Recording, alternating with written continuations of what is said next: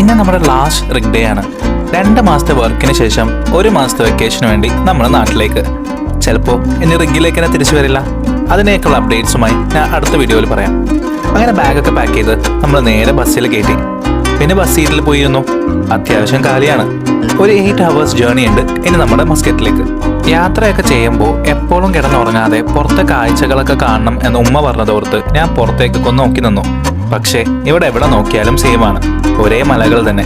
പിന്നെ എവിടേക്കോ നിർത്തി ഒരു റീഫ്രഷ്മെന്റ് ഒക്കെ ചെയ്ത് നമ്മൾ വീണ്ടും യാത്ര തുടർന്നു. സ്റ്റേഷനിലെത്തി ടാക്സിയും പിടിച്ച് നേരെ നമ്മുടെ ഗസ്റ്റ് ഹൗസിലേക്ക്. ഗസ്റ്റ് ഹൗസിലെത്തിയ പാടെ തന്നെ ഞാൻ പുറത്തിറങ്ങി. നമുക്ക് ഷോപ്പിംഗ് ഒക്കെ ചെയ്യാനുണ്ട്. നേരെ ലുലുവിലേക്ക് വിട്ടു. ഇന്ന് നൈറ്റാണ് നമ്മുടെ ഫ്ലൈറ്റ്. അതിനു മുന്നേ ആവശ്യമുള്ള സാധനങ്ങളൊക്കെ ഷോപ്പ് ചെയ്ത് തീർക്കണം. അതും കഴിഞ്ഞ് നമ്മൾ നേരെ ബാങ്കിലേക്ക് വിട്ടു. അത്യാവശ്യത്തിനുള്ള പൈസയും കയ്യിൽ കരുതുന്നുണ്ട്. തിരിച്ചിങ്ങോട്ടേക്ക് തന്നെ വരണമല്ലോ. പിന്നെ ബാഗൊക്കെ പാക്ക് ചെയ്ത് റൂമിനോട് ബൈ പറഞ്ഞ് നേരെ എയർപോർട്ടിലേക്ക്. അപ്പോൾ ഓക്കെ, ബൈ.